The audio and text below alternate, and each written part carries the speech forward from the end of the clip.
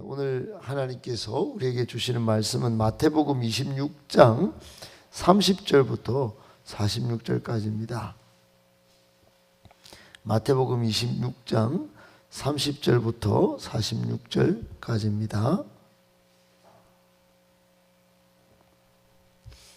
저와 여러분이 한 절씩 30절부터 교독하겠습니다. 이에 그들이 찬미하고 감람산으로 나아가니라. 그때 예수께서 제자들에게 이르시되 오늘 밤에 너희가 다 나를 버리리라. 기록된 바 내가 목자를 치리니 양의 떼가 흩어지리라 하였느니라. 그러나 내가 살아난 후에 너희보다 먼저 갈릴리로 가리라. 베드로가 대답하여 이르되 모두 주를 버릴지라도 나는 결코 버리지 않겠나이다. 예수께서 이르시되 내가 진실로 내게 이르노니 오늘 밤 닭 울기 전에 내가 3번 나를 부인하리라. 내가 주와 함께 죽을지언정 주를 부인하지 않겠나이다 하고 모든 제자도 그와 같이 말하니라. 이에 예수께서 제자들과 함께 겟세마네라 하는 곳에 이르러 제자들에게 이르시되 내가 저기 가서 기도할 동안에 너희는 여기 앉아 있으라 하시고 베드로와 세베대 두 아들 데리고 가실새 고민하고 슬퍼하사 이에 말씀하시되 내 마음이 매우 고민하여 죽게 되었으니 너희는 여기 머물러 나와 함께 깨어 있으라 하시고 땅에 대시고 엎드려 기도하여 이르시되 내 아버지여 만일 할만하시거든 이 잔을 내게서 지나가게 하옵소서. 그러나 나의 원대로 마시옵고 아버지의 원대로 하옵소서 하시고 제자들에게 오사 그 자는 것을 보시고 베드로에게 말씀하시되 너희가 나와 함께 1시간도 이렇게 깨어 있을 수 없더냐.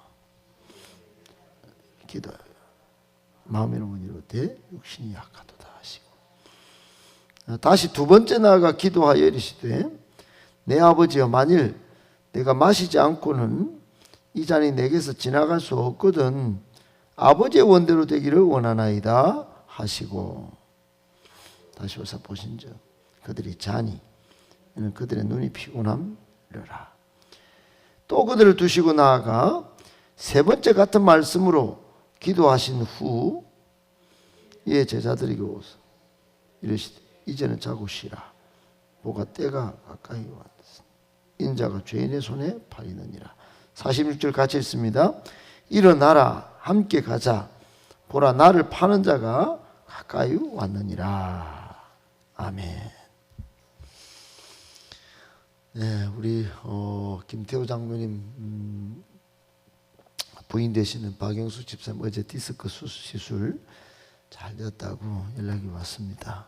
그동안 30분 이상 앉아있지 못하는 그런 증세로 고통을 버텼는데 도저히 버틸 수가 없어서 수술을 어제 하시고 수술이 잘 됐다고 그렇게 합니다. 우리 김정규 형제는 그 간질로 항상 1년에 한 몇 번 그렇게 또 이렇게 고생을 하고 또 고생도 시키는데 보호자가 없기 때문에 제가 보호자로 또 이렇게 밤새 이렇게 병실 응급실 지킬 수밖에 없어서 갑자기 엊그제는 그렇게 지켰습니다. 어떻든 약한 지체가 있을 때 같이 기도해 주셔서 너무너무 감사드립니다. 오늘 말씀 3가지로 정리해서 묵상하겠습니다. 첫 번째, 우리는 끊임없이 자신을 쳐서 그리스도께 복종해야 합니다. 여러분 사도 바울이 고린도 교회에 대하여 자신의 사도권을 주장할 때 나는 내가 나 자신을 자꾸 친다 쳐서 자꾸 올라오는 욕심 또 나의 교만 이걸 쳐서 이게 예수님께 복종시키거든. 그렇게 하는 이유는 내가 복음을 전파하는데 복음을 잘 전파하고 나서 나중에 후에 버림당할까 두려워서 간다 하면서 복음 전파의 사명에 집중하는 그 근거와 그 이유와 목적을 이렇게 분명하게 합니다. 여러분, 오늘날 우리가 복음 전파하는 일을 우리 욕심 또 우리의 목적대로 사는 인간 그대로 두고 복음 전파 잘할 수 있을까요? 절대로 잘 안 됩니다. 저도 잘 안 됩니다.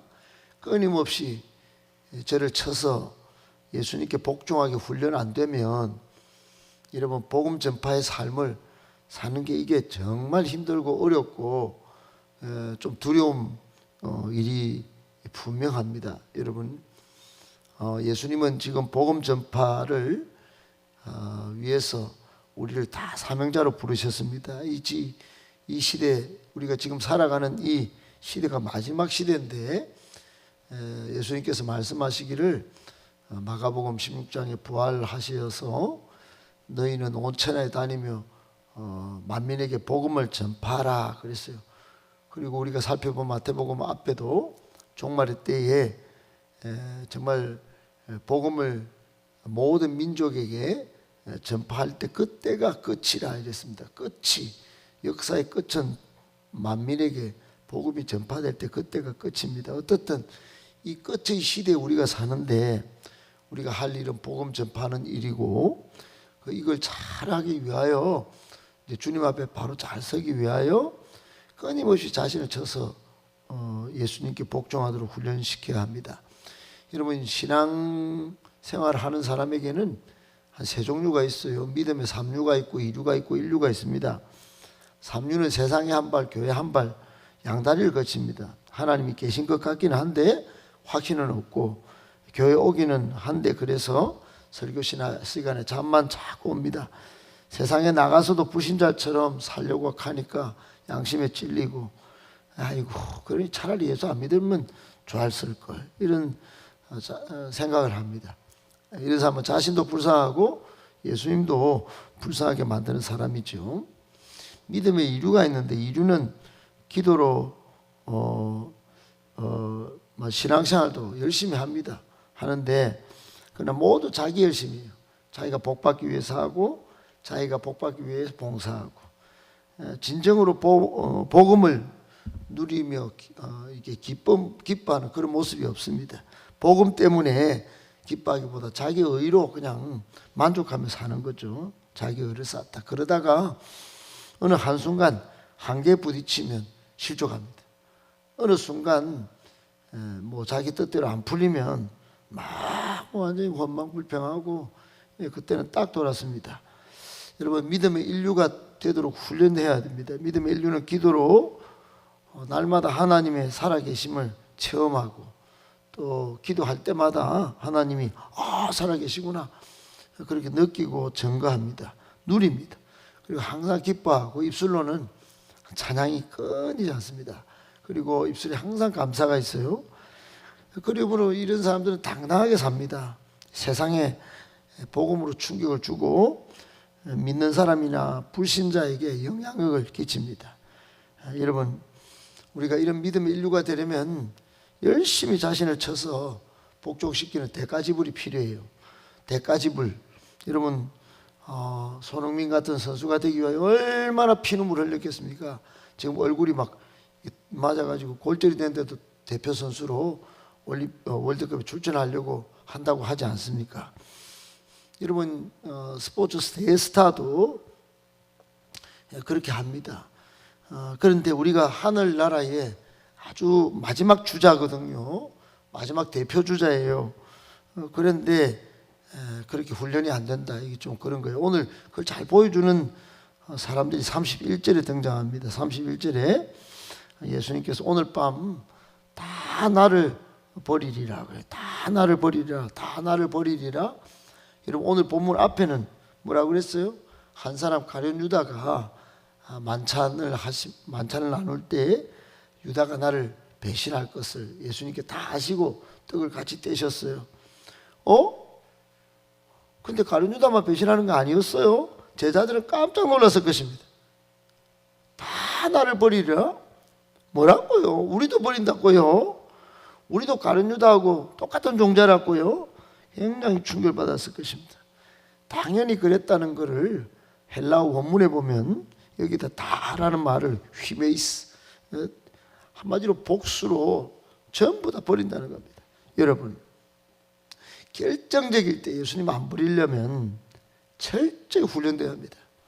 철저히 자신을 져서 복종시킨 그런 삶이 안 돼 있다면 결정적일 때, 여러분 베드로도 얼마나 훈련 많이 받았습니까? 3년 동안 지금 제자들 가룟 유다 빼고는 대부분 예수님께 순종하고 여기까지 온 거예요. 그런데 버린다는 겁니다. 여러분, 예수님은 속이 쓰리고 또 눈물이 나고, 야, 이것들 다 버릴 다 하시면서도 또 이렇게 하시고 또 품 안으십니다. 여러분, 그런 분은 얼마나 훈련돼야 될까요? 조금 있다 보면 1시간도 깨어 기도도 못하고 그럽니다. 여러분, 오늘도 이렇게 새벽에 나오는 게 이게 대가를 지불하는 거죠. 그리고 주일날 몸을 힘겹게 일주일간 직장생활하고 내 죽겠는데 또 예배 지키란 말입니까? 예, 지켜야 합니다. 결정적일 때 예수님 안 버리기 위해서 지켜야 합니다. 훈련입니다. 훈련이 이 땅에서 전부 훈련이에요. 꼭 기억하시고 끊임없이 잘 훈련되어져서 결정적일 때도 오히려 예수님을 따르고 하나님의 영광을 드러내는 저와 여러분 되시기를 예수님의 이름으로 축복합니다. 아멘. 두 번째, 당장 눈앞보다 하나님 말씀 잘 듣고 미래 희망을 볼 수 있어야 합니다. 여러분, 말씀을 잘 안 보면은 하나님의 계획도 안 보이고 미래 희망도 안 보여요. 그러니까 눈앞에 사건이나 눈앞에 뭐 세상 뉴스나 자꾸 여러분 그것만 자꾸 보면은 우리나라 이 정당마다 다 이기적인 욕심이 있거든요. 정권 잡으려고 가짜 뉴스에 탁 넘어가고 또 사건을 보면 아이고 막 여러분 뉴스 보는 것마다 거의 90%는 안 좋은 뉴스예요. 안 좋은 뉴스, 희망의 뉴스가 별로 없습니다. 근데 하나님 말씀을 딱 보면 전부 미래 희망이 보여요.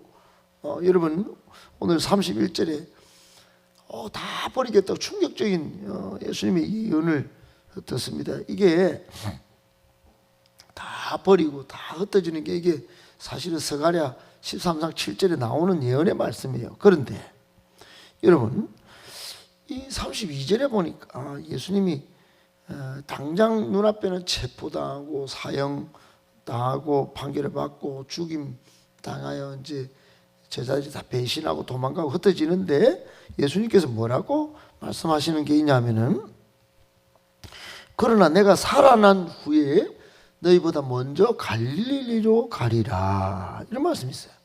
다른 복음서에는 정확하게 없는데 여기 마태복음에 기록되어 있는데 마태가 이 말씀을 딱 들은 거야. 딱 들었어. 그리고는 그때는 몰랐어요. 그때는 버리는 거, 다 버리는 거, 그게 집중하고 전부 다 막 뭐 그런 줄 알았는데, 나중에 생각이 났던 것 같아요. 그래서 이게 마태복음을 쓴 사람 마태인데, 마태가, 마태 그때 그 말씀 하셨다, 참.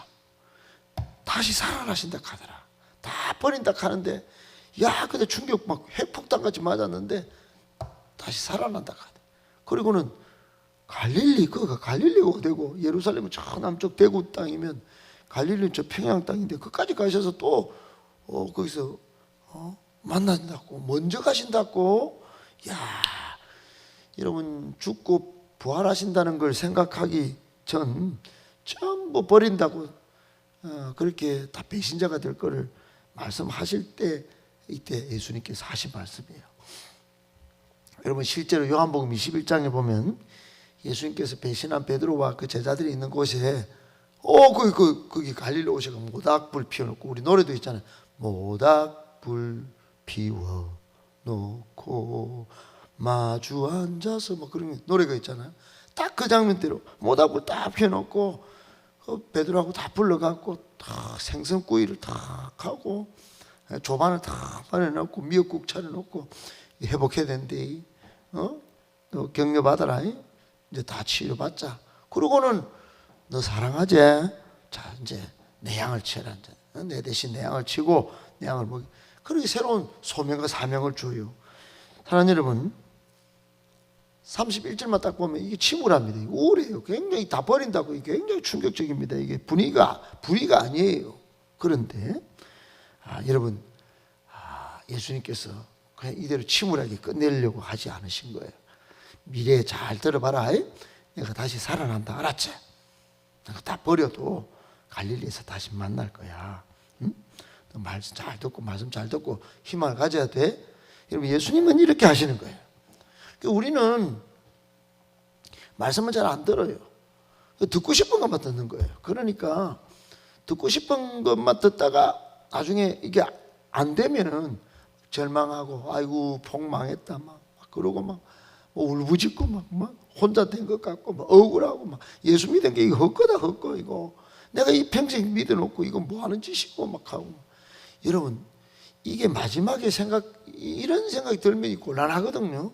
그래서 우리 호흡이 끊어질 때까지 말씀 봐야 됩니다. 제가 한 분 90몇 세 돌아가시는 어르신을 본 적이 있는데 그분이 눈이 흐릿할 때까지 성경을 끊임없이 본다는 거예요.